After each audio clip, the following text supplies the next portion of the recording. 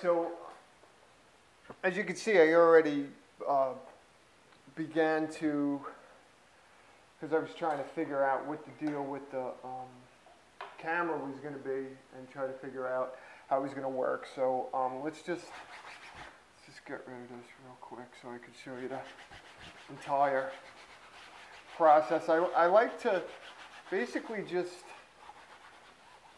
you want to try to cover all the white. Basically just, get a little layer over everything. It could be any color.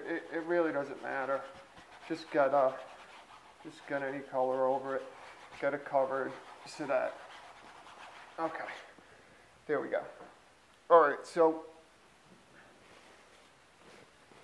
I like to use either the biggest brush that I could possibly find, or a paper towel. I just, dip the paper towel in some burnt umber. I have set up here, I have some burnt umber, I have some sap green, I have some Naples yellow, and some titanium white. Basically, I have a warmer color, a simple warm color, simple cool color, simple warm light color, and simple cool light color. Just to keep it simple to begin with. All right. So basically, what I like to do is I don't like to work in lines. So basically, what I'm doing is I'm just visualizing as if this was a piece of clay, and I'm just putting material down right now. I'm not really worrying about edges. I'm not worrying about light. I'm not worried about any of that right now. I'm just giving myself a piece of material that I could sculpt into, with the paint basically. So, just try to get a little basic shape like that. Whatever. You got to decide before you get into it what type of key you want to work in. Do you want the whole thing to be primarily dark? Do you want the whole thing to be primarily light? And stuff like that. Like I said, this is just an exercise, so I'm not going to get too crazy with all of that stuff right now. So, basically, the most important thing in anything, period, is you want to find your darkest darks and you want to find your lightest lights. If you could get your darkest darks light and your lightest lights correct, the rest kind of follows. And you could kind of do whatever you want with the rest, as long as you have certain key elements that are accurate. That's real. It's gonna read as what it's supposed to be. So, So basically, what I'm doing right now is basically what you want to do is you almost want to finish it before you even start. So right now what I'm going to do is I'm trying to find my lightest, sharpest edges at this point. Just to start sculpting into there. So, I'm going to kind of, I'm just going to some edges.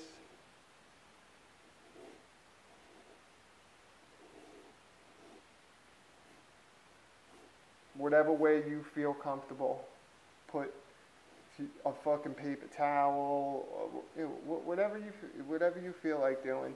Don't worry about any rules and all of that stuff.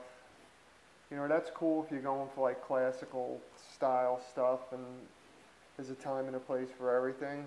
And if that's what you're looking for in your work, then yeah, go by them rules or whatever. But otherwise, you just do what works for you. Whatever's comfortable. Develop your own. Take everything that you can find and just develop your own. What you feel that makes the most sense to you, instead of trying to do something that doesn't even make sense to you.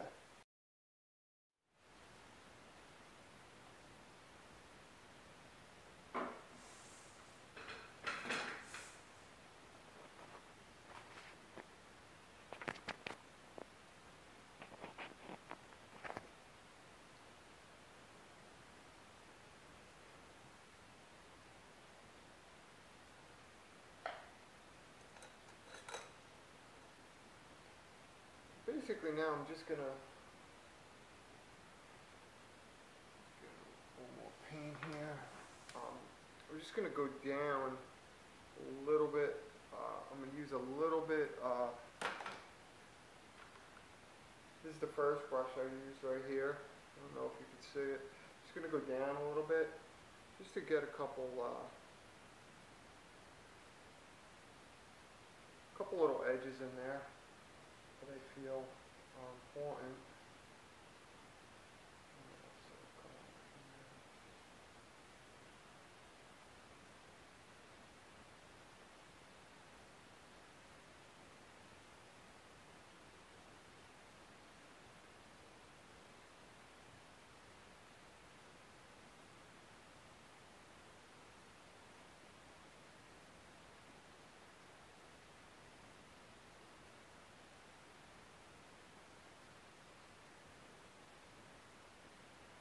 For stuff that you really need control with, you could use a stick or, right, I'm just holding my wrist on my knee, just kind of get a little bit more control of what's going on here.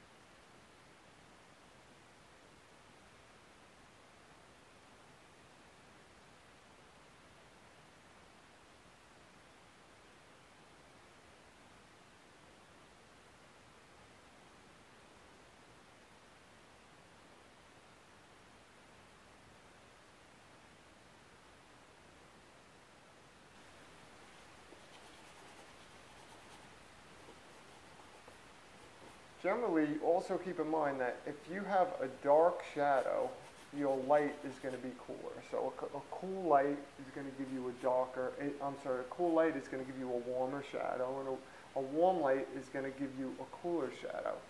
That doesn't necessarily mean that you have to, that doesn't necessarily mean that if you have a yellow light hitting something that the shadow has to be the polar opposite, where if you have say for instance you have an orange light hitting something, you don't have to put a blue highlight. It doesn't have to be a polar opposite. It just has to be cooler then. So you could still use a yellow, but it'll be a cooler yellow. You could have a warmer yellow that has a little more red and orange in it, and then the shadow will be a cooler yellow. That's more. Like if you were talking about, if you were talking in terms of tattoo ink, you would say the warmer yellow would be something like a golden yellow, and the cooler yellow would be something like a lightning yellow. Something like that would be.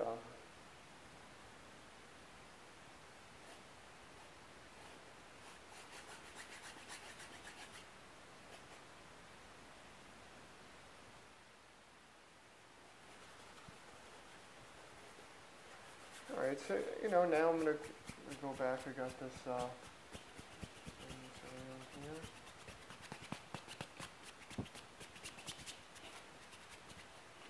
You can take a big brush and do that or whatever. It's fucking hot. Yeah, Holy fucking shit. Yeah, you can do that. Fuck. Alright, so now I'm going to start making some basic local color. I kind of got my, the structure of degrees in here. what I want going on there. Just going to mix a little of the green just to cool some of it off. So we're going to kind of come in here and start.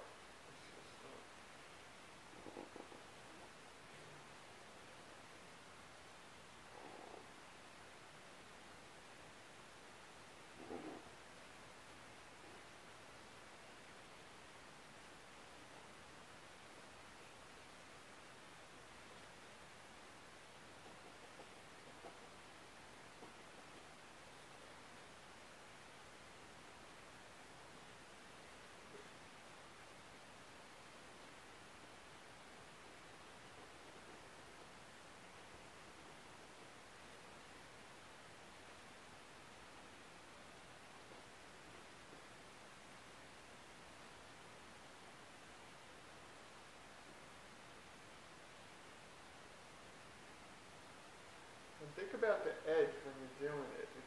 If you're, if what you're looking at is a sharp edge, then when you put your brush stroke down, you want that you want to do it as so. You don't want to, if you have a sharp edge, you don't want to go in there and start blending that out. You know, sometimes it's just better, just make simple shapes, little dark shapes, or light shapes, and you know that's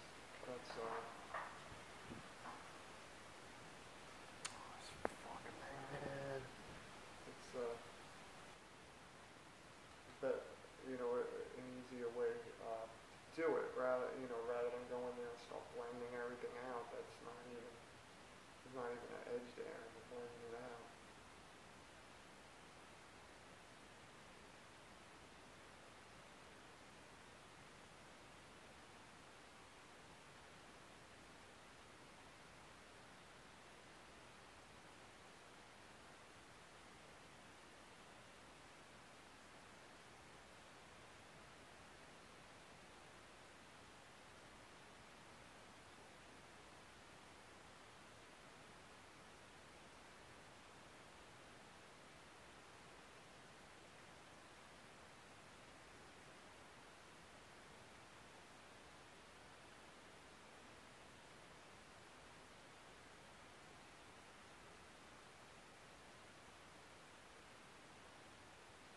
Again, this is just sap green with brown.